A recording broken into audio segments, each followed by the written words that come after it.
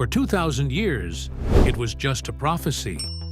Today, that's changing. Many believe that the building of the Third Temple is a major prophetic sign of the end of the world. But has any progress been made with the Third Temple?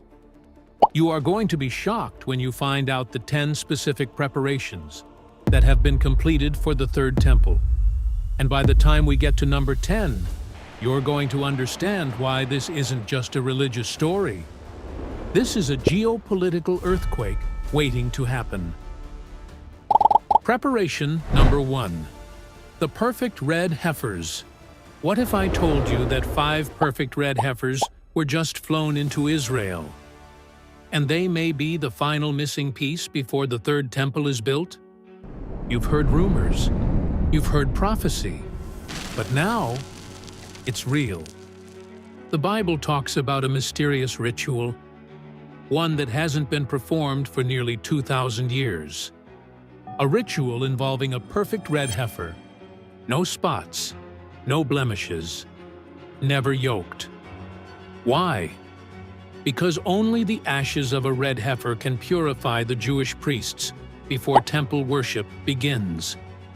Without the red heifer, the temple cannot be used.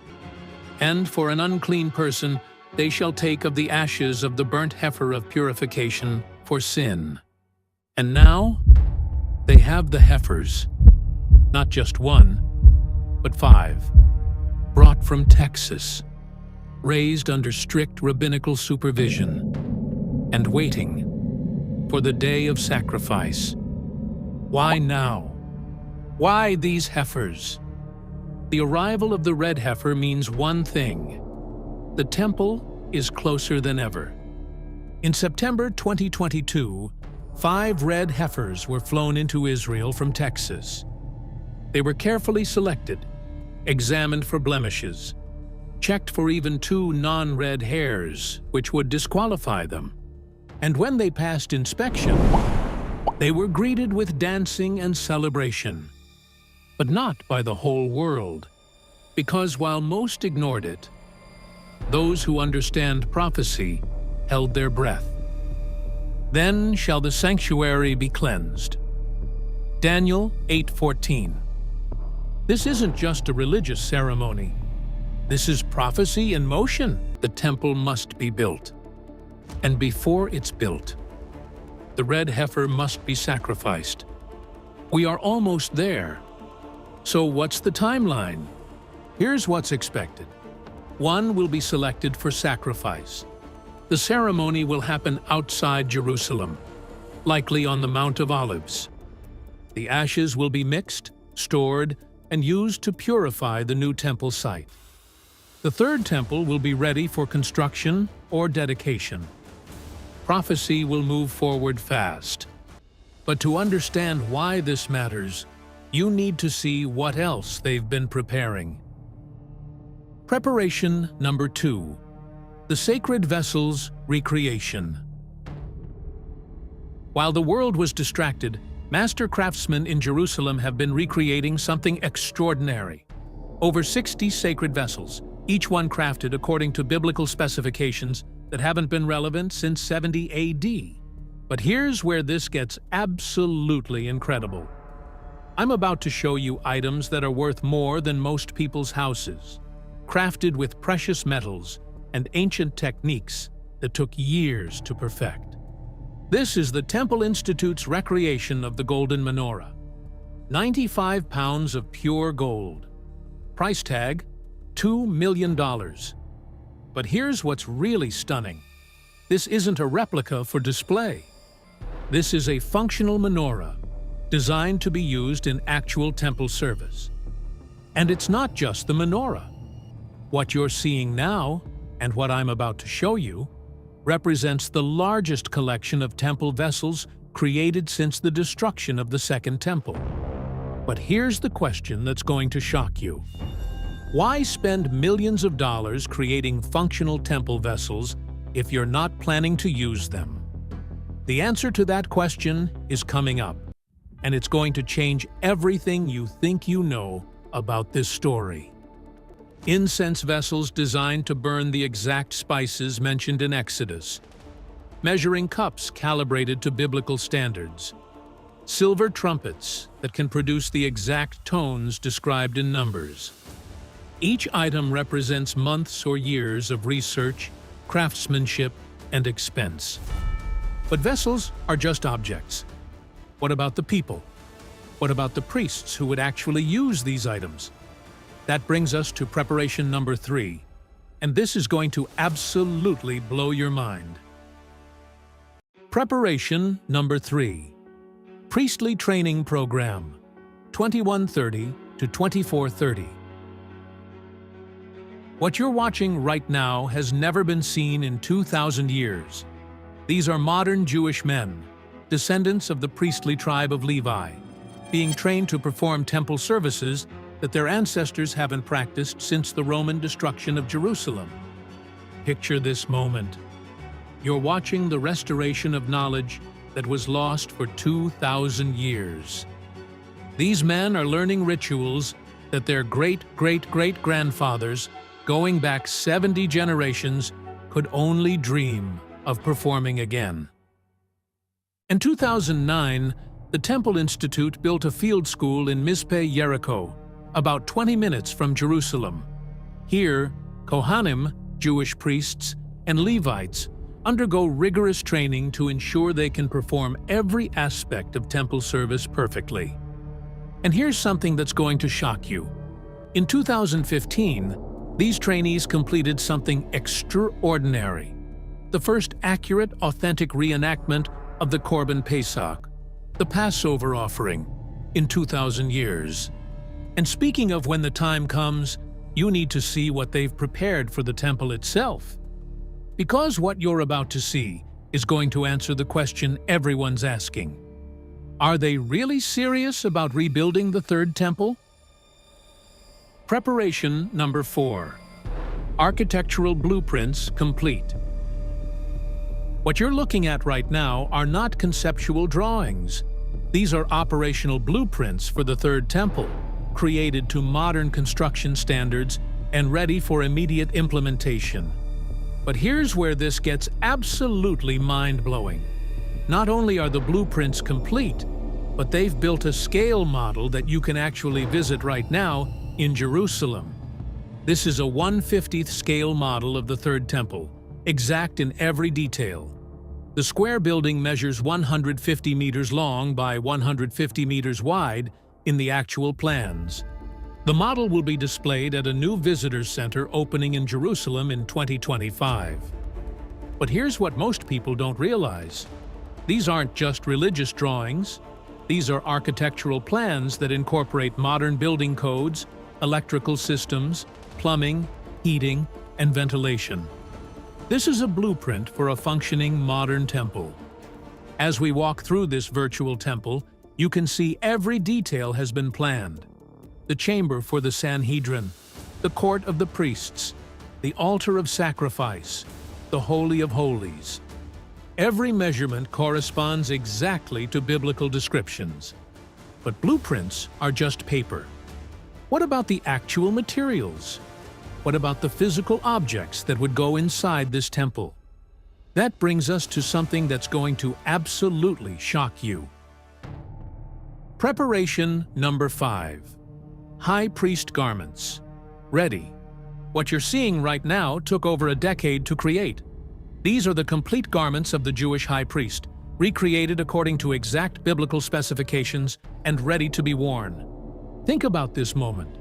These garments represent 2,000 years of hoping, dreaming, and praying.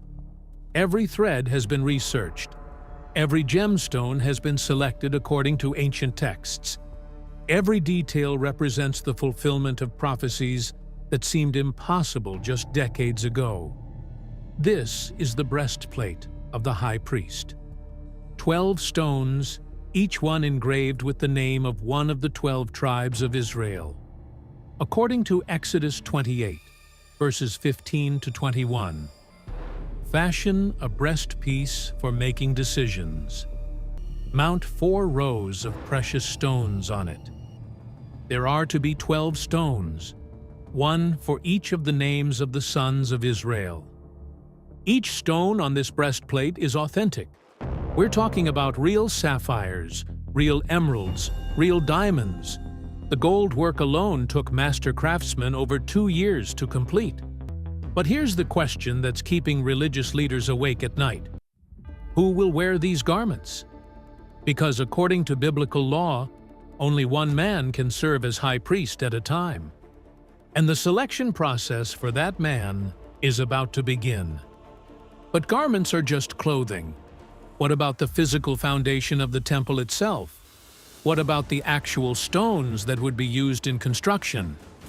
That brings us to preparation number 6, and what you're about to see is going to change everything.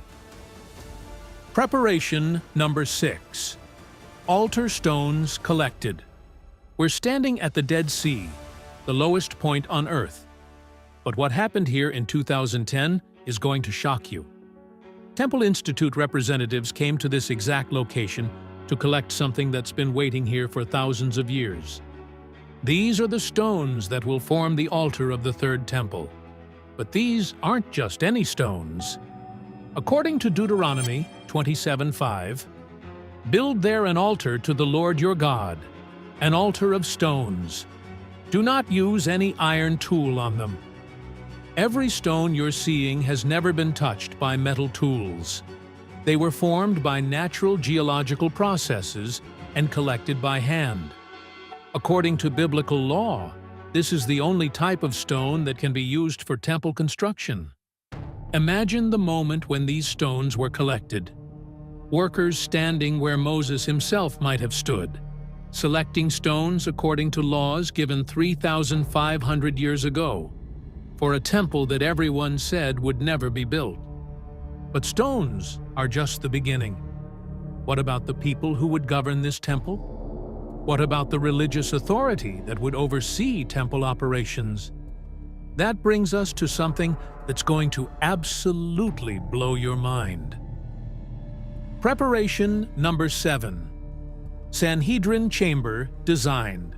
What you're looking at is the design for the most important room that most people have never heard of. This is the assembly hall for the modern Sanhedrin, the supreme religious authority that will govern the Third Temple. But here's what's really incredible about this design. It's not just theoretical. The Sanhedrin has already been reconstituted. They're meeting right now, and they're actively planning for temple operations. Picture this space, a grand chamber echoing the chamber of hewn stone from Herod's temple.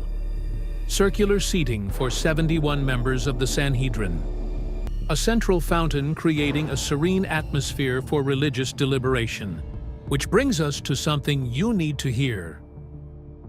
Preparation number 8. Levitical choir established. This is the Temple Institute's Levitical choir, performing the exact musical traditions that accompanied temple sacrifices in ancient times.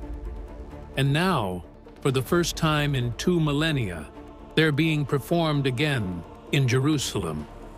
Just last year, during the intermediate days of Sukkot, the Levitical choir joined dozens of other musical Levites in a festive performance of Psalm 27 at the southern wall of the Temple Mount.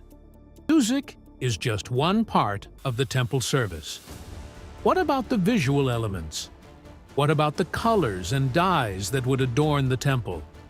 That brings us to a scientific breakthrough that's going to shock you. Preparation number 9. Crimson dye rediscovered. For 2,000 years, nobody knew how to produce the exact crimson dye mentioned in the Bible. The secret was lost when the Second Temple was destroyed. But Professor Amar found it. This crimson dye isn't just decorative. According to biblical law, it must be used in the high priest's garments, the massive curtain separating the Holy of Holies from the holy place. And it's an essential ingredient in the mixture combined with ashes of the red heifer. Watch this process. These worm eggs, when processed according to ancient techniques that Professor Amar had to reconstruct from fragmentary historical sources, produce the exact shade of crimson described in Exodus. Think about this moment. A color that disappeared from the world 2,000 years ago has been restored in our generation. The exact crimson that adorned Solomon's temple can now adorn the third temple. But all of these preparations, the heifers, the vessels, the training, the blueprints, the garments, the stones, the chamber, the choir, the dye, all of it means nothing without one final element. And what you're about to see is going to explain why governments around the world are now paying attention to this story. Preparation number 10. Political momentum building. For decades after 1967, only a handful of Jews would ascend the Temple Mount, and they weren't allowed to pray. Today, tens of thousands of Jews ascend the Temple Mount every year. They're now allowed to openly pray, to sing, and to prostrate themselves in worship. The path to complete Jewish freedom of access and worship on the Temple Mount remains long, but according to Temple Mount activists, it's clearly unstoppable. So here's where we are right now. 4 red heifers are qualified and in the proper age window. All temple vessels are complete. Priests are trained. Blueprints are ready. Political support is building. But there's one question that's keeping intelligence agencies around the world awake at night. When will the ceremony actually happen? And what will the world look like when it does? If everything is ready, the blueprints, the priests, the furniture, even the red heifer, then why hasn't the third temple been built? There are powerful forces standing in the way. Some political, some religious, some spiritual. And until they're removed, prophecy can't move forward. Or can it? Obstacle 1. The Dome of the Rock. Let's start with the biggest barrier. The Dome of the Rock. It's one of the holiest sites in Islam. It sits right on the Temple Mount, the exact spot where the first and second temples once stood. And right now, no Jewish construction is allowed there.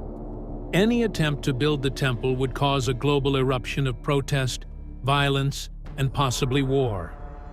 Muslims believe the Temple Mount belongs to them. Jews believe it belongs to them. And the rest of the world?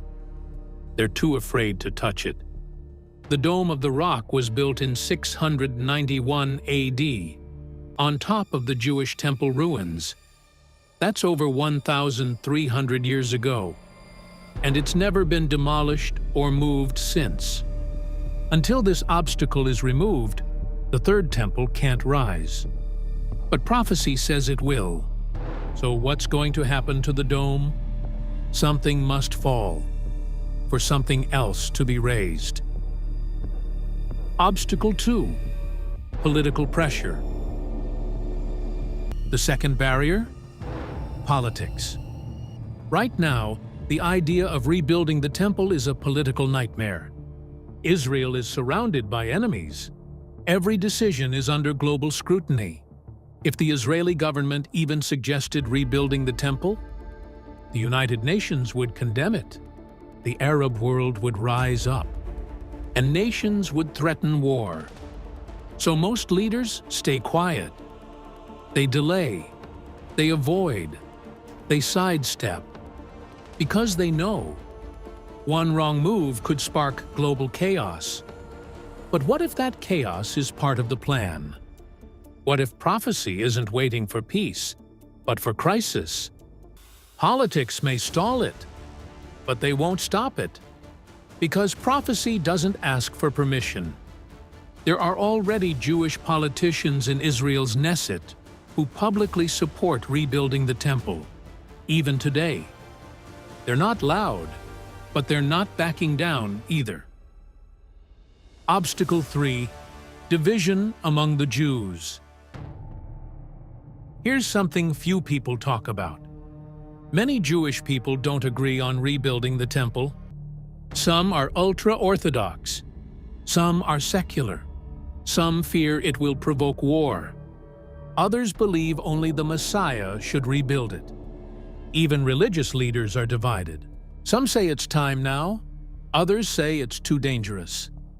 This internal conflict is one of the quietest but strongest barriers.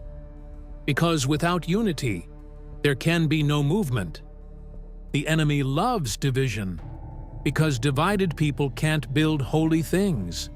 But one event, one breakthrough, could unite them all in an instant. What could suddenly change Jewish minds and unify their will? Could it be an attack? A miracle? A treaty? Obstacle 4. Global religious tension. Here's the truth. The Third Temple doesn't just affect Israel. It affects all three major religions: Judaism, Islam, and yes, even Christianity. For Muslims, it's a threat. For Jews, it's a promise. For Christians, it's a sign. And that makes the temple one of the most controversial topics in the world. Religious leaders from every background are watching. Because they know, if the temple rises, it changes everything. And there was given me a reed, and the angel stood, saying, "Rise, and measure the temple of God." Revelation 11:1. Some Islamic scholars already fear that the red heifers brought to Israel are a signal that the Jews are preparing for temple sacrifices. And they're not wrong. The temple is more than a building. It's a battleground of faith. When religion collides with prophecy, there is no neutral ground. Obstacle 5. Spiritual warfare. The fifth and final barrier: spiritual warfare. Because the temple isn't just a religious building, it's a place where God once dwelled, and Satan wants no part of that. The enemy knows the Bible, he knows the prophecies, and he knows that when the temple is rebuilt, and after that, Jesus returns. That's why this battle is more than political, more than religious. It's a battle in the heavenly realm. For we wrestle not against flesh and blood, but against spiritual wickedness in high places. Ephesians 6:12. Before heaven touches the earth, hell will throw everything it has. Could the spiritual opposition we're seeing now be the final stall before the temple rises? First comes resistance, then comes movement, then comes the temple. And once that happens, the countdown begins. Let's imagine the future. The dome is removed or bypassed. A political deal opens the door. The Jewish people unite. Global religion is stunned. And the enemy is pushed back. Then, the temple begins to rise, stone by stone. Priests are called.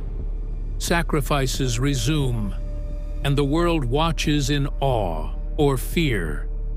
Because when the temple returns, so does the conflict. But also, so does the king. The temple may begin with celebration, but it ends with confrontation.